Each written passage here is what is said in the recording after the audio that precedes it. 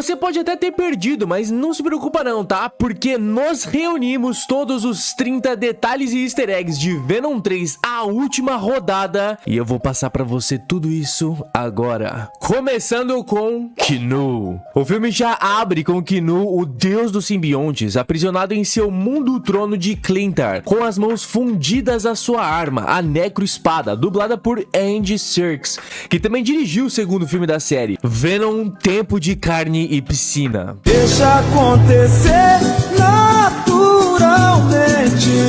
Tá bom, piadinha safada, né? E é uma escolha comum de Hollywood pra esse tipo de papel, desde o Snoke, o Gollum e até mesmo o Caesar. Kinu diz: eu sou Kinu, o deus do vazio, ceifador de mundos. Há muito tempo, quando a luz invadiu o meu reino, meus filhos simbiontes me traíram e me aprisionaram aqui. Finalmente o Códice está sendo criado e ele é a chave para minha liberdade e desbloqueará esta prisão. Eu ordeno que você vasculhe todos os cantos do universo até encontrar esta chave. Traga-me o Códice e quando eu escapar e aniquilar cada planeta vivo e destruir a minha descendência, eu recompensarei com as suas vidas. Kinu é a divindade simbionte, o criador de todos os simbiontes, e ele foi criado por Donny Cates e também introduzido em Venom Volume 4, número 3, lá em 2018, e também explorado mais detalhadamente no seu épico King in Black de 2020 e 21. King in Black é bastante referenciado nesse filme, parece ser o principal evento que estabelece as bases para um futuro filme da Sony. Kinu nas HQs e os Celestiais. Primeiro deixa eu falar pra vocês, eu sei que é Nu, mas a gente tá no Brasil e aqui todo mundo fala Kinu, então eu vou falar Kinu, tá bom? Se você é dos meus, já deixa o like. Nos quadrinhos, o Kinu, olha, habita um reino chamado Abismo, que é um vazio existencial entre a destruição do sexto cosmos e a criação do sétimo cosmos. De acordo com a mitologia Marvel, o universo passou por vários ciclos de vida antes dessa existência. Houve o sexto cosmos em que foi destruído por um colapso universal, ou várias outras explicações de diferentes quadrinhos. O Galactus foi um sobrevivente desse sexto cosmos e também sobreviveu em um ovo cósmico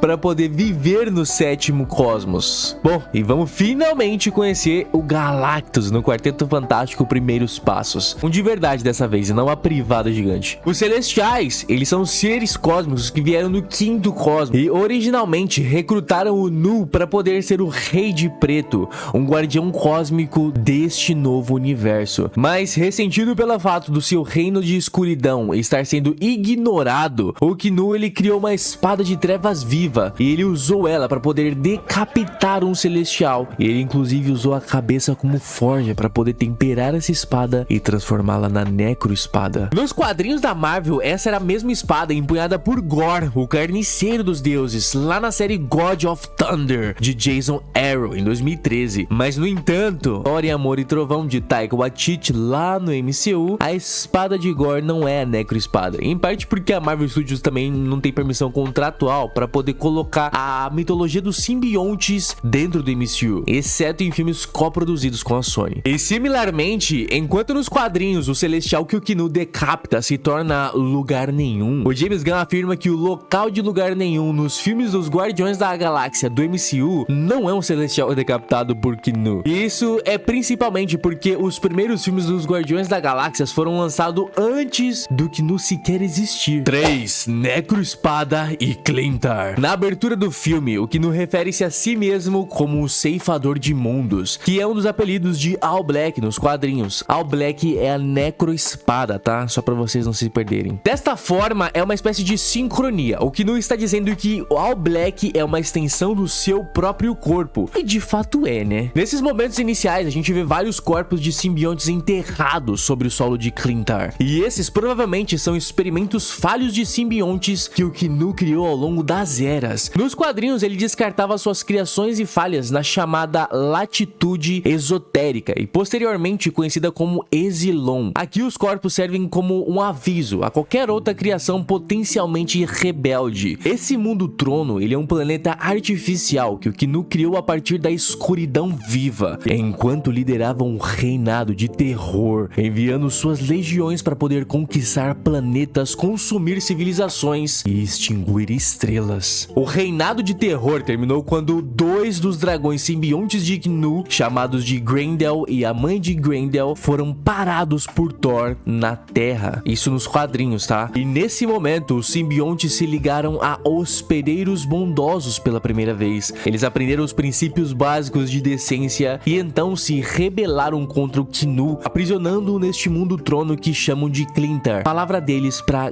gaiola. Embora a história com o Gore e o Thor seja omitida aqui, algo semelhante pode ser a intenção da Sony, tá? Em algum momento da conquista, os simbiontes se ligaram a formas de vidas decentes e também perceberam que eram vilões, razão pela qual o Kinu é particularmente vingativo em relação à Terra. Codex ou Códice. O Códice simbionte refere-se à conexão metafísica entre o simbionte e o hospedeiro, em um vínculo específico com a mente coletiva simbionte, formada ali pelos traços do abismo vivo, algo como uma dupla impressão digital que registra o que torna essa relação única. Eu sei, isso é um pouco complexo, mas você vai entender. A consciência do hospedeiro, ela é preservada na mente coletiva do simbionte como um códice, funcionando como uma espécie de vida após a morte para um hospedeiro falecido. E isso traz implicações metafísicas e espirituais interessantes lá nos quadrinhos para personagens como o Ed Brock e o Cletus Kasady.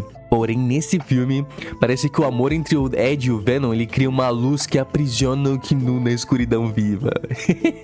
Na fala inicial do Kinu, algumas palavras e frases ecoam, e esse eco parece ser o som da mente coletiva transmitindo essa mensagem através das várias criaturas xenofágicas. O Kinu usa o termo descendência manchada, o que demonstra o seu desprezo pela própria prole. Os xenófagos introduzidos em Venom the Hunted de 1996, eles são uma espécie de alienígenas ferozes, conhecidas por caçar simbiontes, e eles podem até mudar a forma, não sentem dor e se alimentam dos cérebros dos hospedeiros simbiontes, que ficam mais saborosos quanto mais tempo eles estão ligados ao simbionte. O filme mantém a aparência física deles, mas omite a metamorfose, acrescentando um efeito tipo triturador de madeira, onde a carne ela é consumida e pulverizada na parte de trás da cabeça, sugerindo que eles não se alimentam por sustento, mas apenas pelo sabor. Os xenófagos, eles não são especificados como criações do Kinu nos quadrinhos, e eles antecedem até a introdução do Kinu, em cerca de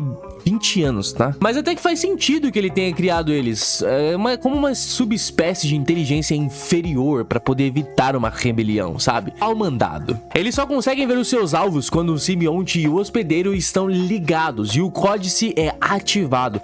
E nesse ponto, eles podem se mover em uma velocidade absurda. O Kinu, ele abre portais para enviar os xenófagos por todo o universo, e ele consegue se transportar instantaneamente como os celestiais, mas o seu aprisionamento impede ele de usar essa habilidade por conta própria. Portais para o MCU? O abismo não é específico de um único universo, tá? O filme o descreve como algo em torno do universo 688, o que torna uma zona de proteção não universal que envolve todos os universos do multiverso. Assim, quando a narrativa transita pra Terra, tecnicamente a gente tá falando do MCU da Terra 616, o universo das cenas pós-créditos de Homem-Aranha sem volta pra casa. A interpretação aqui é que qualquer universo onde o Peter Parker de Tom Holland exista possa estar ameaçado por um Kinu, sugerindo implicações até mesmo para Homem-Aranha 4. Thanos e o Blip. O filme recria aquela cena pós-créditos do Sem Volta pra Casa, quase linha por linha, mas omitindo referências a Tony Stark e Hulk, pulando direto pro Thanos. E dessa vez o Tom Hardy menciona o seu amigo roxo que ama pedras. E o bartender, interpretado por Christopher Fernandez, responde: "Senhor, ele fez a minha família desaparecer por 5 anos." Embora Sem Volta pra Casa tenha sido uma coprodução da Sony com a Marvel Studios, é um pouco estranho que a Sony inicie esse filme no MCU, fazendo inclusive referência ao Blip, um dos eventos mais importantes da Marvel. Sabe o que isso parece? Parece que a Sony, ela tá tentando sinalizar que a ameaça do Kinu, ela não se limita ao universo do Venom, que é o 688, mas ela também pode potencialmente se estender ao MCU. Como o Tom Holland confirmou que o Homem-Aranha 4 tá em desenvolvimento e será lançado em 2026, há uma chance significativa do Knu aparecer no MCU, tá? Não se surpreendam se isso acontecer. E na cena pós-créditos de Sem Volta Pra Casa, o Ed ainda menciona ir a Nova York para poder falar com o Homem-Aranha, mas agora não há menção ao herói. E o Ed ele é puxado pro seu universo em um efeito visual novo também, que inclui uma fenda linear. O universo 688. Outro detalhe curioso ocorre quando a gente vê uma cidade mexicana na Terra 616, retratada ali como uma grande metrópole com arranha-céus e tudo gigantesco. Com base na direção do voo para Nova York, a cidade ela poderia ser Acapulco, mas parece ser mais como o Rio de Janeiro. Contudo, ao retornarem para o universo do Venom, o 688, essa cidade ela é transformada em uma humilde cidade costeira. E isso pode até ser uma referência ao desenvolvimento mais avançado do MCU, onde o Tony Stark, durante o Blip, ele passou um tempo ali no México com o Bruce Banner ajudando a construir um laboratório de gama que aparece inclusive em She-Hulk. E isso também pode justificar a mudança de cenário no pós-créditos de Venom Tempo de Carnificina. Desculpa, eu adoro essa piada. Quando o Ed e o Venom são transportados de um hotel simples para um mais luxuoso no MCU. Venom, cansado das viagens multiversais, diz: "Eu tô tão farto desse multiverso", em uma fala que ecoa Deadpool e Wolverine. De volta ao multiverso de Venom, o Ed ele é visto em um bar e o Venom faz o preparar um drink ao som de tequila. Detetive Patrick Mulligan. Eles estão assistindo a um noticiário sobre o Ed ser investigado pela morte do detetive Patrick Mulligan, que teve um papel crucial em Venom 2. E essa manipulação midiática sugere que o programa Imperium é capaz de controlar informações publicamente. Juiz corrupto. Ao ver uma miniatura da Estátua da Liberdade, o Ed considera voltar para Nova York, mencionando um juiz corrupto que o tirou da cidade. Nos filmes anteriores, houve uma referência ao passado do Ed no Daily Globe, remetendo à origem do personagem em Amazing Spider-Man 300 de 1988, onde ele perdeu a credibilidade ao publicar o nome errado do assassino Sin Eater, enquanto o verdadeiro estava sendo capturado pelo Homem-Aranha. E nesse filme, a Sony insinua que o Ed ele pode ter investigado ali um juiz corrupto envolvido em crimes ou até favorecendo criminosos, o que poderia ter tornado Nova York hostil para ele. E o Venom expressa o seu desejo ali de ver a Estátua da Liberdade algum dia. Bonitinho, né? Gosma espalhada. O Venom deixa uma moeda no bar, presa com um pouco da sua gosma simbiótica, similar ao que a gente vê lá no MCU, onde uma amostra do Venom ela é deixada para trás, e essa amostra ela pode ser recuperada por Strickland, porém ela permanece naquela cena pós-créditos de Sem Volta Pra Casa, sugerindo uma possível infecção futura em Peter ou MJ. Vocês curtiriam ver o Venom lá no Homem-Aranha 4? Fala aí pra mim. Protetor letal. No filme, o Ed e o Venom, eles desempenham um papel de protetores letais, combatendo uma briga de cães ilegais. E durante a luta, o Ed ele usa Crocs, que acabam sendo rasgados e criando uma piadoca recorrente em que ele perde um ou ambos os sapatos. Isso é interpretado como uma referência ao conto da Cinderela, em que o Ed vive um último baile com o seu príncipe encantado, Venom, antes de tudo desmoronar. O Venom ele se alimenta de cérebros humanos por conta de uma substância chamada feniletilamina, que provoca sensações de felicidade. Em uma cena rápida ali para poder manter a classificação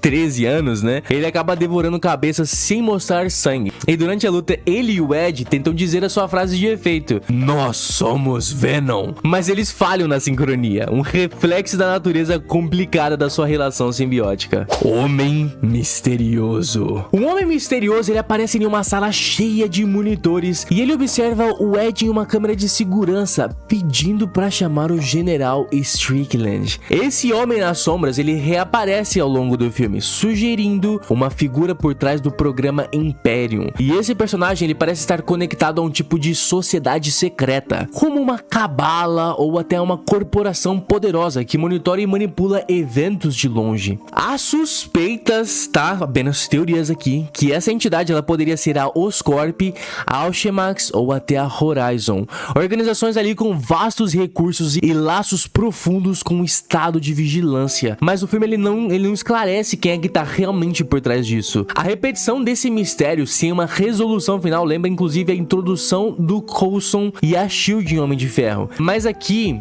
não oferece respostas, tá? Deixando ali os espectadores com um mistério em aberto. Mas e você tem alguma teoria sobre isso?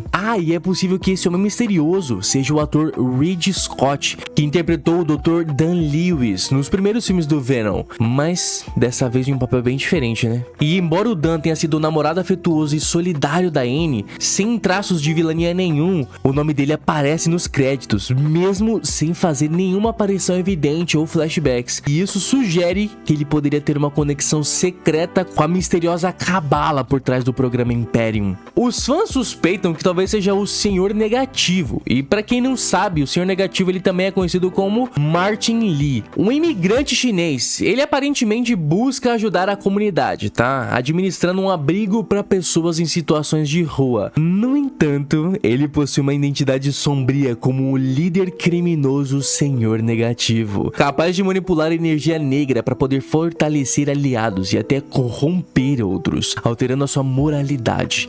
É uma figura ambígua, dividida entre o seu lado altruísta e as suas atividades criminosas, e entra em conflito com o Homem-Aranha devido aos ataques que realiza para poder expandir o seu império. General Rex Strickland. Outro personagem interessante é o General Rex, interpretado por Chiwetel Ejiofor. Eu acho que é assim que se fala, tá? Um caçador de simbiontes. Ele é inspirado em um personagem dos quadrinhos de Donny Cates, onde ele é um veterano do Vietnã que se transforma em um tiranossauro ao se fundir com um simbionte. E embora o filme não mostre essa transformação maneira, tá? Braba. Ele já tá familiarizado com o processo de descamação viral, onde os simbiontes se desprendem para infectar novos hospedeiros. Ted Payne é interpretada por Juno Temple. Ted é uma personagem traumatizada porque ela perdeu seu irmão em um acidente bizarro de relâmpago, deixando ela com cicatrizes emocionais e um estranho poder residual. Nas HQs, o seu irmão, o Thaddeus Payne, ele é um vilão que não pode sentir dor.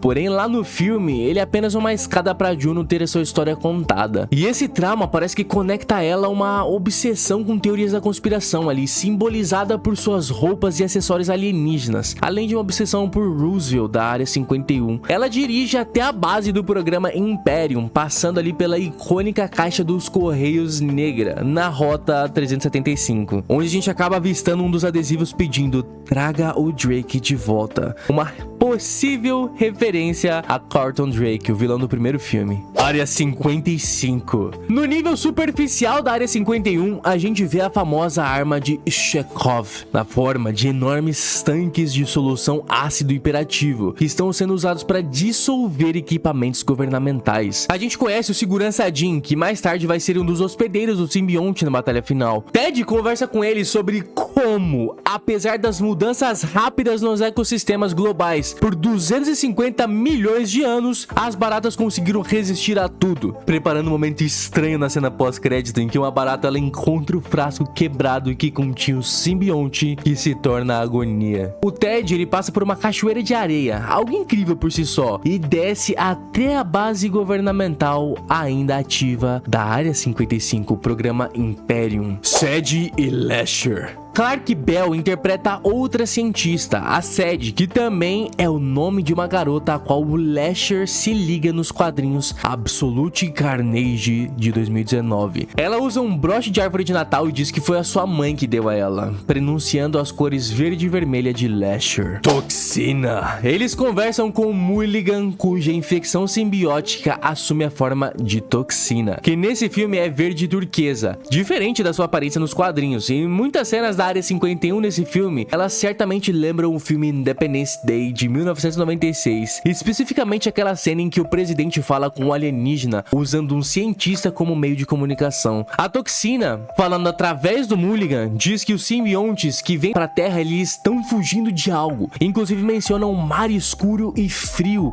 ao redor deste universo, e termina rugindo. A escuridão tem dentes, quase uma citação direta a Donny Cates e King in Black, Black, uma das falas mais intensas do Knu. Mais tarde no filme, Toxina diz que o simbionte que Knu está perseguindo é o negro, o que parece até meio óbvio para nós humanos, mas baseado nos outros simbiontes que a gente conhece com as suas cores vibrantes, a cor preta do Venom é uma reflexão do que ele disse pro Ed no filme de 2018. No meu planeta, eu sou meio que um perdedor como você. Além disso, o preto, ele é realmente a ausência de todas as outras cores no espectro da luz visível. Cena do avião. O Venom e o Ed se prendem ao lado de um avião mexicano chamado Que Onda, que traduz pra e aí? O Ed ele acaba gritando, mas o Venom silencia ele, transformando-se em um simbionte no meio do grito, fazendo com que sua língua seja levada pelo vento. E esse tipo de ligação é o que causa a visibilidade do Codex ser ativada por um xenófago próximo. Eles conseguem escapar desse xenófago que é triturado no motor do jato, fazendo pedaços chover no chão. O Venom salta do jato e forma um paraquedas. E o Ed perde uma de suas botas. Lagarto? É você? Os pedaços do bichão caem na rodoviária extraterrestre, onde a gente conhece Martin, interpretado por Rhys Ifans, que também interpretou o Dr. Curt Connors, também conhecido como Lagarto, lá em Espetacular Homem-Aranha e Homem-Aranha Sem Volta Pra Casa. O Martin faz o clássico personagem teórico da conspiração, maluco e cheio das mais diversas teorias. Porém, não tem nada a ver com Lagarto, tá? Não das histórias do Homem-Aranha. É uma pena. Cavalo simbionte. Como o Venom não pode se tornar a sua forma completa com o Ed sem ativar o sinal da extração, o Venom se liga a um cavalo. E a textura do Venom cavalo com tentáculos de Venom formando em sua crina e rabo, parecendo inclusive que a brisa suave está sempre passando por ele, é absurda. Isso aqui é fantástico, tá? Ao invés de cascos, o Venom termina os pés do cavalo com garras, porque ele não precisa de cascos para poder correr mais rápido. Don't Stop Me Now do Queen toca enquanto o Venom cavalo corre pelo deserto. Você pode falar mal à vontade desse filme, mas essa cena aqui é cinema. Cinema no auge da potência. Dylan Brock. Ed encontra a família de Martin, que o leva até Las Vegas. Eles fazem uma cantoria em família ali de Space Oddity de David Bowie. E o filho Leaf dá um chocolate ao Ed, que diz ao Leaf pra não ter medo, porque alienígenas não são reais. Uma mentirinha ali pra confortá-lo. E aí o Venom, ele chega a comentar que o Ed seria um bom pai. E isso sugere uma conexão com o filho do Ed, lá nos quadrinhos. Seu nome é Dylan Brock, e ele também se liga a um simbionte e adota o codinome Codex. Mas, como a mãe do Dylan, a Anne Wing e a Michelle Williams estão fora da franquia, também o Tom Hardy já tá se despedindo do papel, é bem certo que a gente vai ver o Dylan Brock no futuro.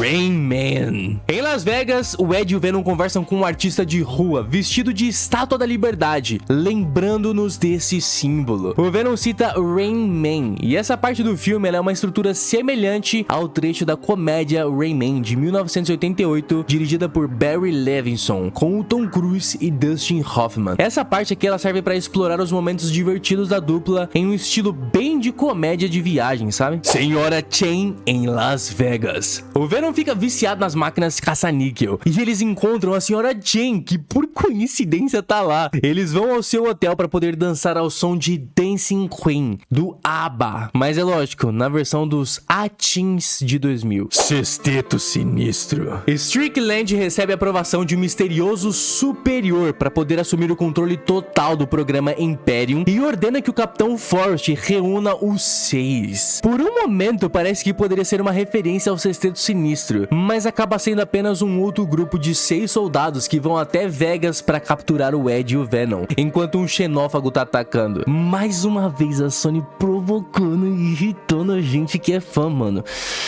Que ódio. Os simbiontes da batalha final. Sad, agora ligado ao simbionte verde com listras vermelhas, assume a forma de Lasher. O guarda de segurança Jim se liga a um simbionte mais rechonchudo, e há uma pitada de humor em ver o Jim transformando-se em uma versão mais volumosa, robusta, se é que vocês me entendem. Outro cientista que usava óculos se liga a um simbionte de cor azul pálida, lembrando o Scorn. Embora não seja seja claro que ele representa o Anti-Venom, possivelmente guardado para uma versão futura do Flash Thompson no universo cinematográfico. Alguns simbiontes se infundem para poder formar uma entidade com múltiplas cabeças, possivelmente aquele simbionte híbrido que nos quadrinhos é uma fusão de Riot, Agony, Lasher, Phage e Scream. Como Lasher e Agony aparecem na mistura, supõe-se que o Scream e Phage também estão envolvidos. O sacrifício do Venom. Ed e Venom escapam de motocicleta, realizando um combo impressionante ao usarem a lâmina de um helicóptero como rampa. O Lasher os persegue, pegando outras lâminas e decapitando um xenófago no meio do processo. O Venom então absorve todos os xenófagos para poder protegê-los, e antes de se sacrificar, ao ativar o chuveiro de ácido, ele diz: adeus, mas apenas por agora. Em uma cena tocante, o Venom estende um tentáculo para tocar a mão do Ed, lembrando aquela icônica pintura da criação de Adão. Agony. Strickland detona uma granada, destruindo a instalação, e o rugido da explosão lembra da destruição do local antártico em O Enigma do Outro Mundo, de John Carpenter. E após o resgate de Sadie, o Ted esmaga um frasco contendo um simbionte roxo, que a transforma em Agony, com longos fios de cabelo, e esse simbionte, carregando a dor de Ted após a morte de seu irmão, emite eletricidade, uma habilidade não vista nos quadrinhos. Homenagem ao Venom. Em uma sequência emocionante, semelhante a de Velozes e Furiosos 7, com a música Memories do Maroon 5, o Ed relembra os momentos com o Venom, encerrando a ideia de que essa foi uma parceria intensa, mas breve. E no entanto, há uma possível referência ao futuro, onde a Estátua da Liberdade, ela simboliza uma esperança para os simbiontes que buscam refúgio de Knu. Encerramento da franquia. A franquia de Tom Hardy como Ed Brock pode estar chegando ao fim, mas os diretores sugerem que a história dos simbiontes e de Knu, o Rei das Trevas, ela vai continuar. Isso pode eventualmente abrir espaço para que Peter Parker assuma o papel de Ed Brock na luta contra o Knu, possivelmente com uma combinação de força cósmica. Isso cria até a expectativa para um confronto épico em futuros filmes do Homem-Aranha. E se você chegou até aqui e ainda não deu like, essa é a sua chance. Valeu!